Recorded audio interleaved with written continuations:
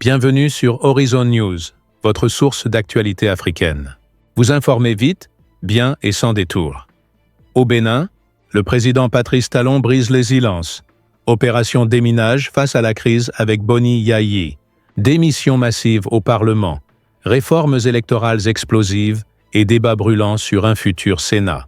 Notre invité, le journaliste essayiste Ange Banouet, décrypte sans langue de bois les enjeux géopolitiques et les coulisses du pouvoir. Restez jusqu'à la fin pour l'analyse choc Kisekou Cotonou. Abonnez-vous à Horizon News, aimez et partagez pour ne rien rater des prochaines révélations.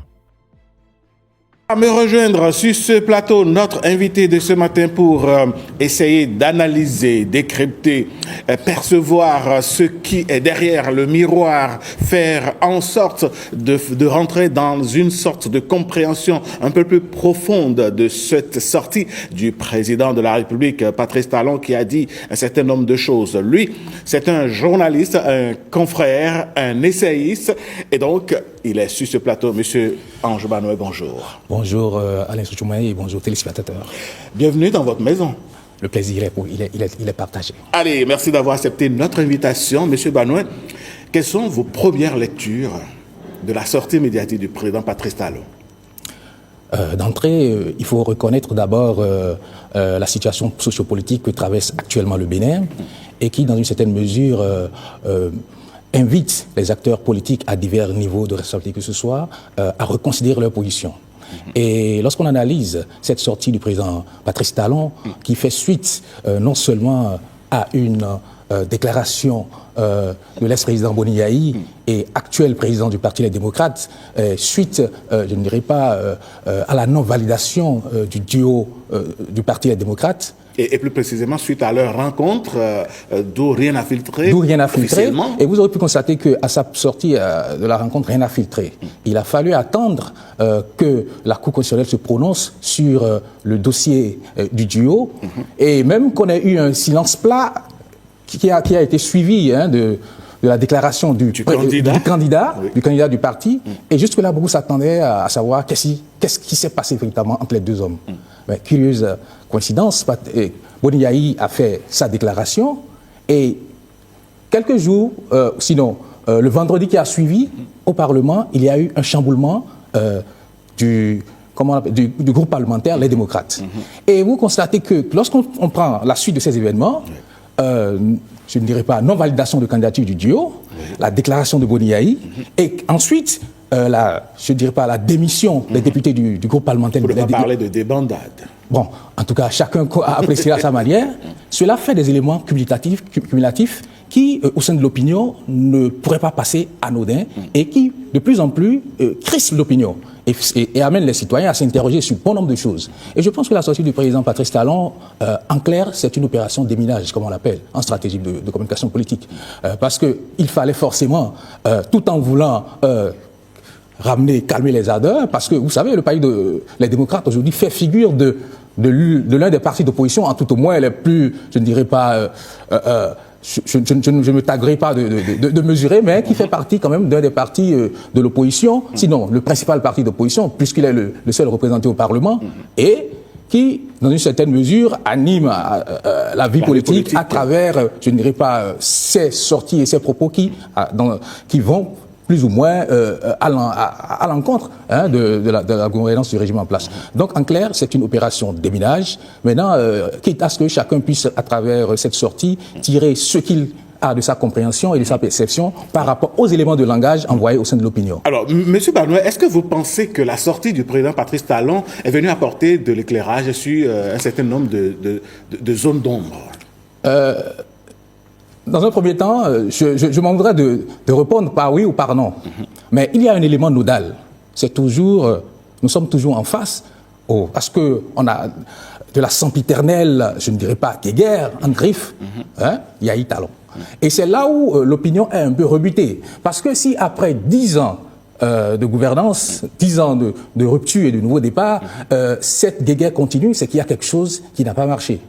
Non pas sur tous les plans, mais sur le plan politique, il y a quelque chose qui n'a pas permis aux populations véritablement de pouvoir se des partis de cette guerre qui allait, dans une certaine mesure, amener une tempérance au sein de la vie politique. Et moi, je ne fais pas dans la langue de bois, mais je pourrais d'emblée vous faire remarquer qu'il s'agit, dans un premier temps, de ce qui est non seulement les lois électorales, qui aujourd'hui éprouvent les acteurs politiques. Vous savez, même lorsque nous parlons de démocratie et autres, il y a au niveau des lois, on parle de l'égalité et mieux encore de l'équité. Et ça, aujourd'hui, c'est même dans toutes les chapelles. Même si on dit que vous êtes tous égaux par rapport, face aux lois, il y a un moment donné qu'on se demande, mais si nous sommes tous égaux, est-ce que face à quelqu'un qui a un handicap et quelqu'un qui n'en a pas, est-ce qu'on parlera toujours d'égalité? Mais là, il faut parler d'équité. Mais est-ce que les lois semblent, bien qu'elles, si elles paraissent égales et doivent s'appliquer à tout le monde, est-ce qu'au travers de ces lois-là, on arrive à percevoir une équité?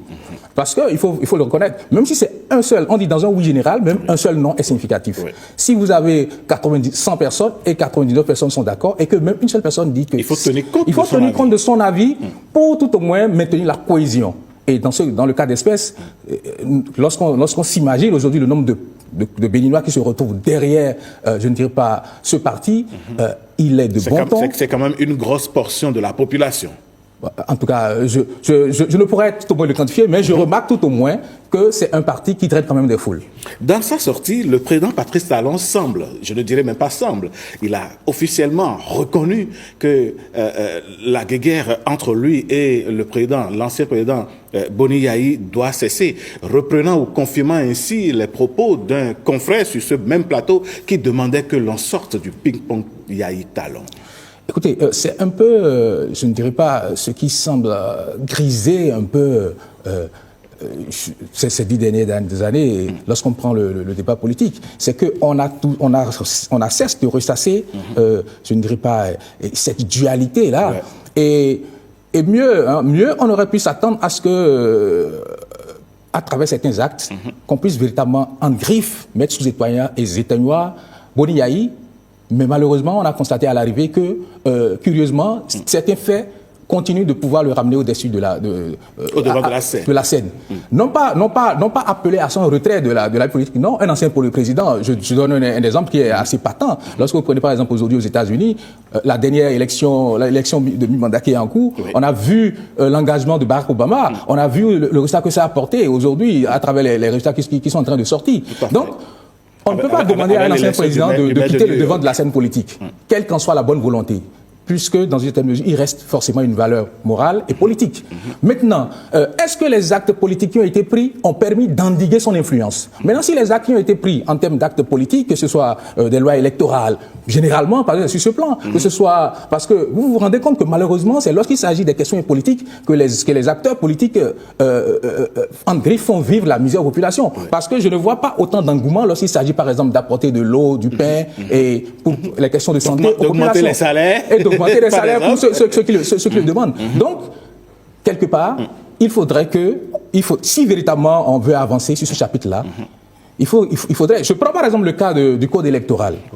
La seule loi électorale qui a permis de passer plus de 2 élections au Bénin, c'est le code de 2013. Et dès que les codes qui ont suivi, il y a eu on est arrivé à près de 4 retouchements, 4 relectures. Et tout récemment, on a eu une relecture. Vous voyez, et quand vous voyez que les lois électorales sont touchées, retouchées, et non seulement ça, il faut les expérimenter pour pouvoir rester dans le temps, pour les rendre accessibles aux acteurs. Je prends même un dernier cas de figure. Tout récemment, il y a quelques jours, les partis politiques sont en train de déposer leur dossier de candidature pour pour les communales. 3630, si je ne me trompe, dossiers. Ce n'est pas 300, 3000. Et donc, vous vous rendez compte que si, par exemple, pour une virgule ou bien pour quelqu'un dont le nom est coché et qu'on devait, par exemple, sanctionner tout ce bon nombre-là pour un parti, vous voyez ce que ça pourrait créer. Les lois électorales ne peuvent pas être, je ne dirais pas des pilules à avaler. Elles doivent être digestes et faciliter à ce que tous les acteurs qui désirent, qui tout au moins conformes aux exigences, puissent y participer. Quitte maintenant aux populations de pouvoir départir en fonction du programme ou bien de la vision que porte chaque. Mais lorsque les populations se rendent compte que peut-être que certains se retrouvent dans une posture où en griffe, bon an, mal an, ou bien de façon apparente, et autres, sont face à des, je ne dirais pas, ce qu'on pourrait appeler à des chimères, et là, ça crise. La situation devient chrysogène. Ouais. Et c'est à ça que je pense qu'il ne faudrait pas qu'on en arrive. Il faut que les acteurs politiques travaillent à ce que oui. les lois politiques ne soient pas ceux qui créent des chimères aux populations, mais plutôt que ceux qui va véritablement créer, qui travaillent, qu'ils œuvrent à ce que ces lois-là soient digestes, accessibles et compréhensibles pour tous. Parce qu'on a vu à plus d'une fois que des lois qui sont prises au Parlement, oui. on se réfère à des institutions. Regardez par exemple ce qui s'est passé avec la question de l'autoparrainage. Si on s'en tient véritablement à ce que la loi n'interdit pas est prescrit, cela ne devrait pas poser un problème. Mais dans la mesure où le sujet se pose, pourquoi est-ce que les parlementaires n'ont pas cherché à légiférer ou bien à statuer, et c'est la Sénat qui doit aller leur expliquer cela. Donc ces éléments-là amènent à ce que, et quand vous voyez que ce genre de situation peut profiter à un camp et défavoriser à un autre, vous vous rendez compte que la crise peut naître. Dans l'opinion, ça laisse un hic. Monsieur Banoué, on comprend, et toujours à l'aune des déclarations du président Patrice Talon, qui dit qu'il va instruire son camp à rencontrer les frondeurs et démissionnaires. Est-ce que vous entrevoyez déjà une destination pour les démissionnaires? Écoutez, par rapport à ces propos du chef de l'État, c'est son avis et nul ne peut le soustraire à cela. Simplement que la seule chose à laquelle moi je me réfère, c'est la question, la réforme du système partisan.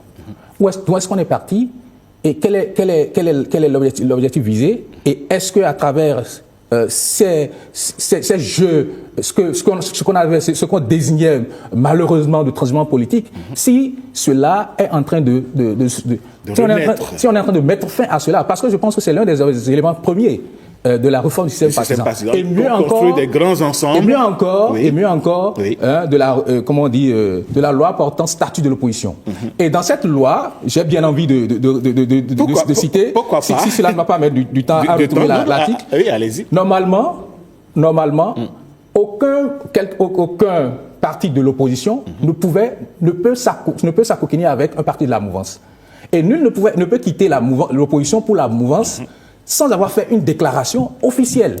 Et on a constaté que, malgré que cette réforme-là existe pour pouvoir permettre à ce que l'opposition ne soit pas en griffe infiltrée et vidée de ses substances, qu'il y a toujours des pratiques qui courent, qui permettent à ce que des acteurs politiques qui se réclament du jour de l'opposition, en journée de l'opposition, en soirée, on se demande, mais finalement, ils sont de quel camp? Et là, ça pose un problème, non seulement en termes d'éthique. Vous faites allusion au parti FCBE qui est de l'opposition, qui déclare de l'opposition, mais qui a obtenu des parrainages de la mouvance présidentielle. Est-ce qu'il y a un élément d'incompréhension d'opposition modérée, mais ça, ce n'est pas ma lecture. Parce que lorsque vous prenez un parti d'opposition, et lorsqu'on prend même d'abord comment on appelle, la loi portant statut de l'opposition, cela ne devait avoir lieu. Cela ne devait se comprendre. Le parti d'opposition est appelé à être l'alternative de la mouvance, ou bien du pouvoir en place, à faire des propositions. Loin de moi de parler de ce que certains pourront appeler un bras de fer politique. Non. Mais mieux encore, lorsque nous prenons par exemple aujourd'hui le Parlement béninois, le Parlement béninois n'est pas un gouvernement où il faut avoir des accords de gouvernance pour pouvoir siéger au Parlement.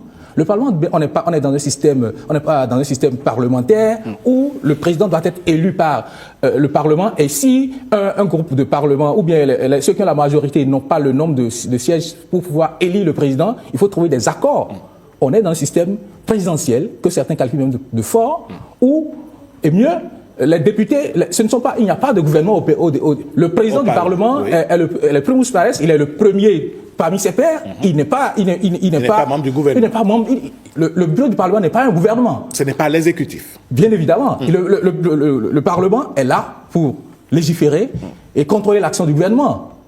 Donc, certaines dispositions aujourd'hui, même si l'ambition ou bien la vision est peut-être telle que souhaitée d'avoir des partis politiques forts, on n'aura plus trouvé d'autres mécanismes qui auraient pu permettre à ce que les partis puissent chercher à se réunir, ou bien que les acteurs politiques puissent chercher à se réunir, ou bien mieux, on a constaté que même sur la loi portant charte des partis politiques, bien qu'on ait demandé aux partis politiques d'avoir une vision, un logo, un projet de société, il n'est mis nulle part le mécanisme, par exemple, de désignation des candidats. Normalement, Parce que on doit pouvoir spécifier officiellement, par exemple, qu'il doit y avoir des primaires. De préliminaires, et comment ça va se passer? Si on continue toujours comme ça, parce qu'on pourrait penser que c'est de la responsabilité des partis, mais un parti politique que le contribuable finance, le contribuable doit pouvoir aussi avoir le regard sur son fonctionnement, et non que ça devienne encore une propriété privée, parce que c'est ce que nous avons refusé en disant qu'il faut aller à la réforme du système partisan, éviter d'avoir des partis de famille, des partis claniques, en griffe, etc., ou bien des partis qui sont des boutiques en griffe, de les propriétés privées de certains. Des partis entremetteurs, voilà. Par exemple. Donc, lorsque vous prenez ces éléments-là, vous vous rendez compte que véritablement, le véritable problème qui a couru durant ces en griffe 10 dernières années, c'est une question de logistique qui a véritablement créé de la chamaillerie entre les acteurs politiques et malheureusement a contribué à ce que nous n'aurions pas souhaité, à des pertes en vies humaines et à des tensions politiques, ce que moi j'aurais trouvé d'inutile. Il faut donc travailler à assurer des élections transparentes, mais surtout paisibles pour les populations. Le dernier sujet que nous allons aborder, Ange Banouin, c'est bel et bien cette initiative de 2 députés de la mouvance présidentielle qui estiment qu'il faut mettre en place un Sénat. Vous savez, cette question, premièrement, après avoir eu cette annonce, ma première question, c'est de savoir quel type de Sénat, ou bien qu'est-ce qu'ils mettent dans le Sénat. Parce que le Sénat que moi je connais, c'est une chambre haute, comme aux États-Unis, par exemple. Voilà, et il y a le Sénat également, dans certains pays également, même le Togo voisin a un Sénat. Le Cameroun, le Sénégal, la Côte d'Ivoire. Mais le Sénat, en réalité, n'est pas je ne dis pas une institution de personnes en griffe qui ne sont pas non élus, qui n'ont pas souscrit à un suffrage. Même s'il devait y avoir des personnes qui vont y siéger, ça ne devait pas être le fond de cela. Et mieux, aujourd'hui, beaucoup se demandent, est-ce que c'est ça l'opportunité? Si nous avons une cour constitutionnelle qui normalement doit jouer le rôle, je ne dirais pas, de conciliateur, qui doit arbitrer les différents politiques, pourquoi est-ce que ces personnes qu'on souhaite, qu'on semble penser ou bien qu'on pense qu'ils peuvent avoir un rôle de peacemaker ne sont pas orientés, par exemple, à être intégrés à l'organigramme, à la loi organique de la Cour constitutionnelle ou constituer tout au moins... Les initiateurs estiment qu'il faut trouver un espace pour occuper les anciennes personnalités de la République, pour parler de sages, par exemple.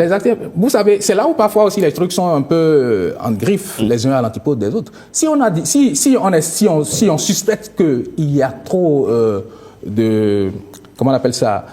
Présence d'activité politique à outrance face à ce que en griffe c'est un désir d'activité de développement en griffe, et là, sur ce point aussi on pouvait en revenir parce que le développement ce ne sont pas que des infrastructures, c'est aussi la superstructure, c'est la manière de penser, et la manière de penser prend en compte la vision politique, c'est-à-dire le régime politique sous lequel on veut mettre en place ce mécanisme de développement.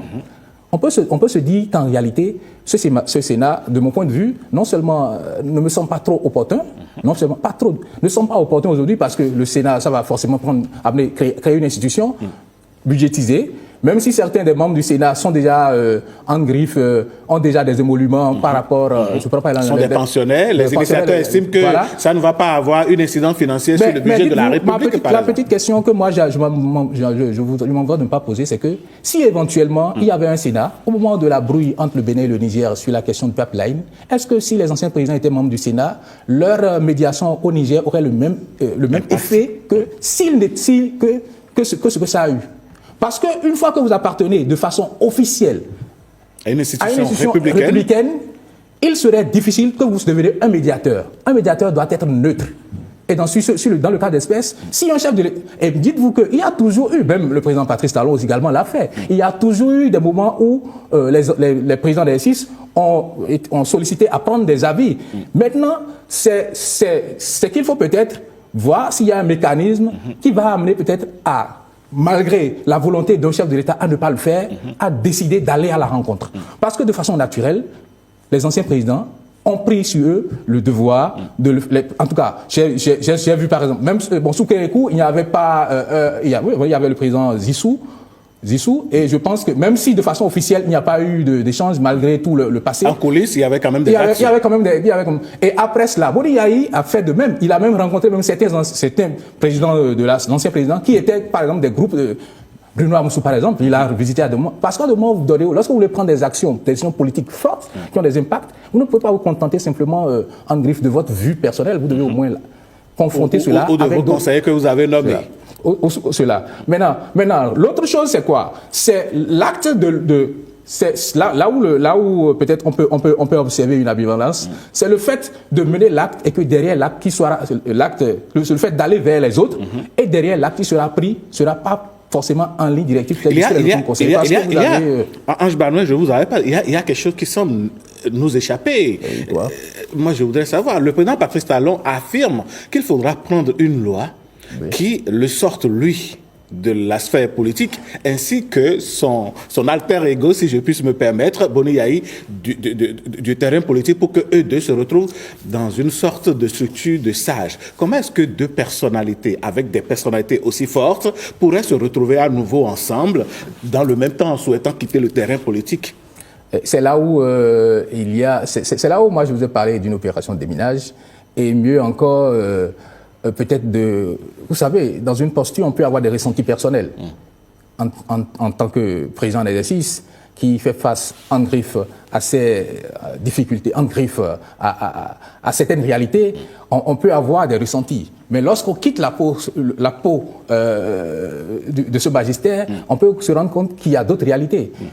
Sous le mandat de Boni Yayi n'était pas aussi en de bonne intelligence avec Nicéphore Soglo. Mais une fois qu'il est passé de l'autre côté, qu'il est devenu ancien président, vous avez vu quelles sont les complicités qu'il y a eu entre eux. Donc c'est dit qu'on ne pourrait pas simplement se statuer sur le présent pour définir l'avenir. Même si nous pouvons faire des projections, c'est que nous devons aussi tenir compte de ce que certains appellent les aléas ne seront pas tous les mêmes. Ange Banoué, on aurait aimé continuer cette discussion, mais vous savez aussi bien que moi, en tant que journaliste, que la denrée la plus rare et à bien gérer par ici, c'est le temps. Si vous aviez un mot de fin, que diriez-vous? Si moi j'ai un mot de fin par rapport à la situation qui pour vous, j'entends beaucoup de choses. Et de l'avis de certains, par rapport à ce qui se projette, on constate que des acteurs politiques, et mieux le chef de l'État, a envie d'implémenter une vision. Mais moi, je me demande pourquoi est-ce que... On pourrait l'appeler comme on veut, mais beaucoup, et bien je l'ai écrit dans mon ouvrage paru en 2021, beaucoup évitent la question d'une assise nationale, appelez ça comme vous voulez, mais il est toujours important que lorsqu'on veut prendre des changements majeurs, qu'on puisse rassembler, je ne dirais pas les acteurs politiques, parce que la vie de l'État ne se résume pas aux acteurs politiques, mais de faire asseoir toutes les composantes de l'État, de leur présenter les différentes options et qu'ensemble ils puissent en décider. Même la Chine, dont beaucoup parlent aujourd'hui, qui disent que la Chine et que certains en griffe sous étiquette ne disent pas quel est le modèle politique, a changé depuis quelques années son modèle. Elle ne se limite pas beaucoup plus simplement aux infrastructures, mais beaucoup plus pense à l'humain. Et je pense que c'est la vision actuelle, c'est d'investir sur l'humain et de rendre... parce qu'aujourd'hui, partout, on parle de l'indice de développement humain. Malgré les infrastructures, il faut que les gens se sentent bien. Ange Banoué, merci, on vous aura compris. C'est moi qui vous remercie. C'est un plaisir de vous avoir eu sur ce plateau. Revenez-nous quand vous voulez. En tout cas, nous, on ne va pas se lasser de vous inviter. C'était Horizon News. Vous informez vite, bien et sans détour. La sortie de Patrice Talon marque-t-elle la fin réelle du duel avec Boni Yayi ou juste un déminage temporaire? Réformes électorales, démissions au Parlement, projet de Sénat. Le Bénin est à un tournant décisif. Ange Banoué appelle à une assise nationale pour apaiser les tensions et investir dans l'humain. Et vous pensez-vous qu'un Sénat des sages renforcera la démocratie béninoise ou compliquera le jeu politique? Dites-le en commentaire. Abonnez-vous à Horizon News. Aimez et partagez pour rester au cœur de l'actualité africaine. À très vite!